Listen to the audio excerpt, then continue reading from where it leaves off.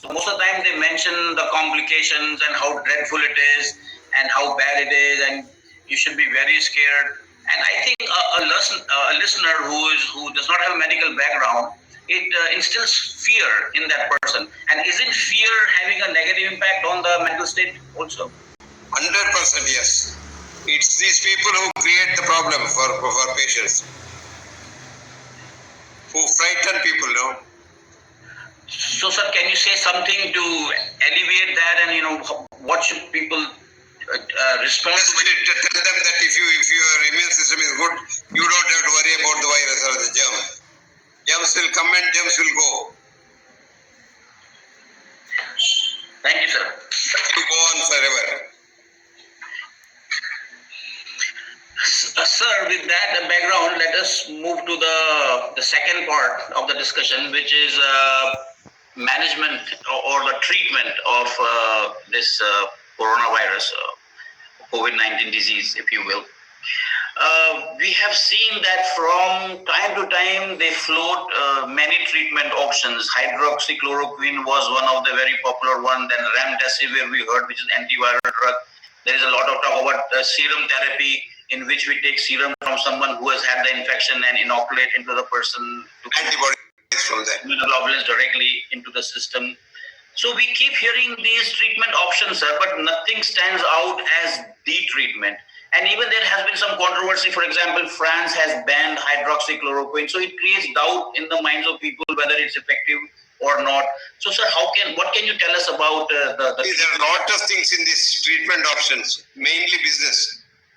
The West does not want to encourage the Indian things because they want to create something artificial, a chemical molecule which they can manufacture and make tons of money. Oh. Supposing they encourage Indian things which are already there, what will they get? Nothing. Oh. That is why they do this. So don't think the treatment options that they talk about and frighten people is the truth things. I see. Because hydroxychloroquine has been used forever, sir, as anti-malarial drug for a very, very long time. And people with malaria have had that drug for a long time and nothing has happened to their hearts. Yes. In large doses it is bad, but in small doses that we give for these things, it's not of any use. So, sir, out of these options, which one is better in your opinion? Serum therapy is the best if you can get it. Recovery patient who is recovered from the thing, his serum if you can get hold of. Nothing like that. Thank you, sir. Sir, I know you are a big proponent of Ayurvedic medicine. You have even a book written, Ancient Wisdom, Science and Health. And actually there's a chapter in that, Ayurveda, the mother of all medical wisdom. I know you are very knowledgeable, about, but how come Ayurveda? I'm sure Ayurveda has something to offer in this whole.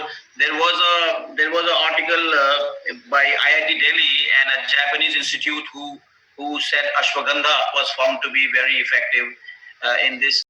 The misconception of Ayurveda is drugs. Ayurveda doesn't stress on drugs at all. Ayurveda stresses on the immune system, boosting your immune system. That's all. That's the main thrust in Ayurveda. But these people misinterpret that as some Ayurvedic drugs and herbs and things like that. Yes. It's not a herbal medicine drug. Ayurveda is a science, as a great science of life. Ayush is life. Veda is knowledge. So actually the whole knowledge of life is called Ayurveda. Yes. I have seen one thing, sir. Whenever we talk, because I have done multiple discussions and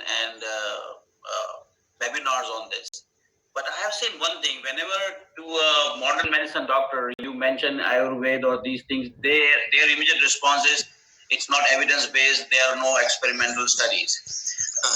Which personally I don't think is true, because I have personally seen some very well designed studies, but they fail to, or they are not ready to acknowledge it. At the same time, as I told you, they want to run it down, condemn it. That's the reason why they are saying doing that. But Ayurveda has had better controlled trials than modern medicine. Actually, modern medical control trials are not very reliable. Yes, sir. Actually, I have seen these drugs just after one trial, which was sponsored by a pharmaceutical company, and it is released as evidence-based. While ever something which has been there for thousands of years, tried and tested as medicine, but still they keep asking for evidence. So, isn't there a bias? No. The very fact that it has survived for so many years shows that patients have survived that. So that itself is the best clinical trial that you can get off. And these clinical trials are 15 patients, 20 patients, or 6 months is of no consequence at all, and cannot be compared with the long history of survival of patients with Ayurveda. Yes, sir. Over the last so many years, thousands of years.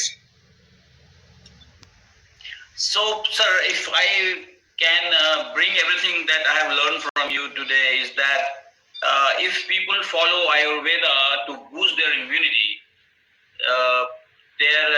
not only their risk of getting infection, they might not get it. Even if they get it, it will not be as severe as it would have been otherwise. Is that a true conclusion, sir? You are right.